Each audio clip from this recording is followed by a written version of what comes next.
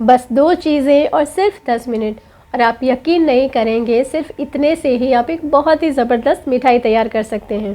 और चैलेंज है कि इससे आसान व्रत वाली मिठाई आपने कभी नहीं देखी होगी।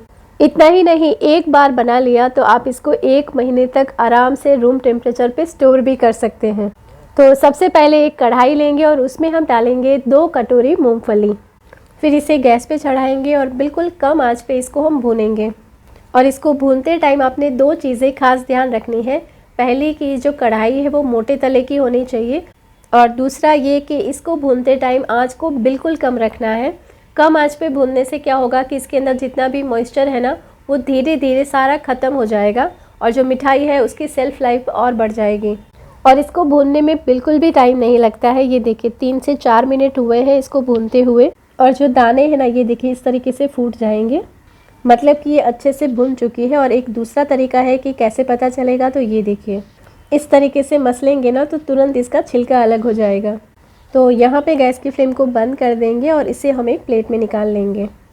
फिर इसे हम थोड़ी देर के लिए छोड़ देंगे ताकि ये ठंडे हो जाएं। और ठंडा होने के बाद इसको हम इस तरीके से हाथ से मसलेंगे, तो ये देखिए बहुत ही आसानी से इसके छिलके इस तरीके से अलग हो जाएंगे। और ऐसे दोनों हाथ से करने से तो ये और भी फटाफट हो जाते हैं।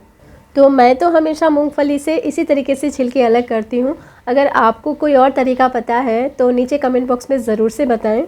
तो सारे दानों में से छिलके अलग हो चुके हैं, तो अब इसमें से छिलकों को हमें हटा देना है। तो क्या करेंगे, ये देखिए इसका एक बहुत ही अच्छा जुगाड़ है। तो मैं तो हमेशा इसी तरीके से छिलकों को अलग कर लेती हूँ।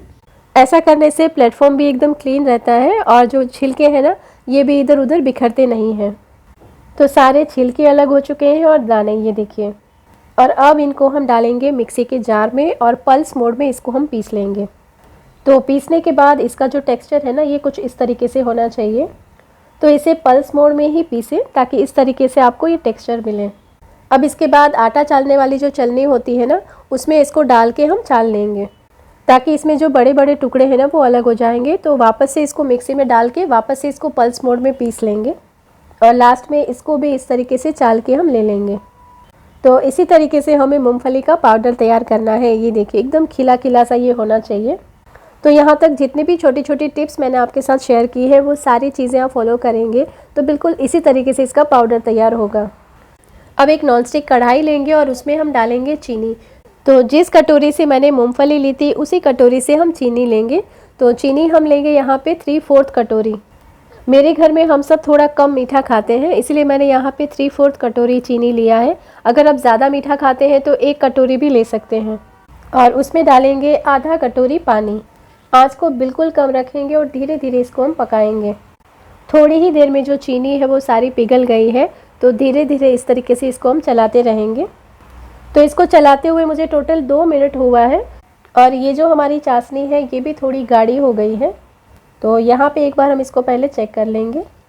तो ये देखिए एकदम हल्का हल्का तार बन रहा है इसमें। तो चाशनी को हमें इतना ही पकाना है, ज़्यादा गाढ़ी चाशनी नहीं करनी है।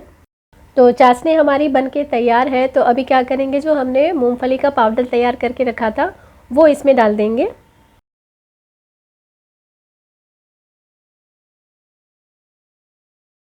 और सबको कर लेंगे हम अच्छे से मिक्स।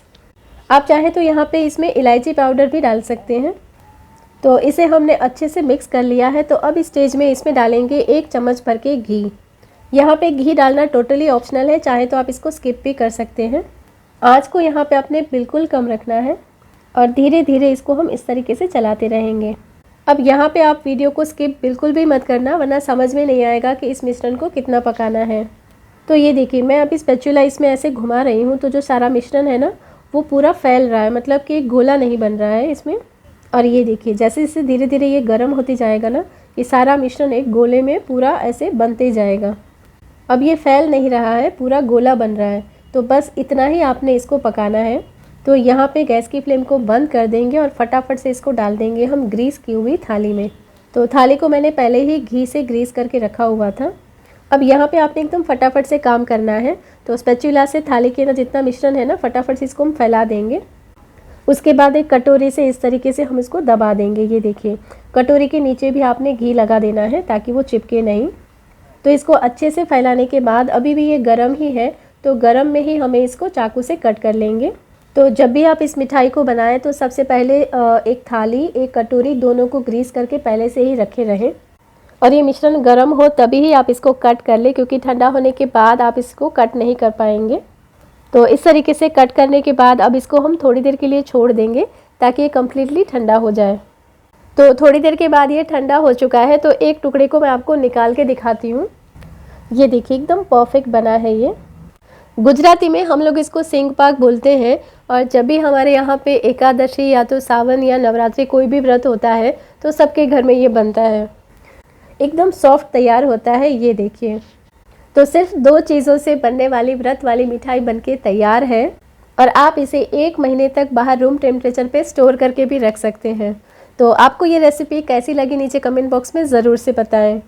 तो जिन्होंने व्रत रखा है वो तो ये रेसिपी ज़रूर से बनाएंगे, लेकिन जिन्होंने नहीं रखा है वो भी एक बार ज़रूर से बना के खाएं, एंड आई एम श्योर कि आपको बहुत अच्छी लगेगी।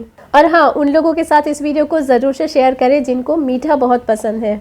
तो इस वीडियो को यहाँ तक देखने के लिए आपका बहुत बहुत धन्यवाद। फिर मिलेंगे बहुत ही जल्दी एक नई रेसिपी के साथ।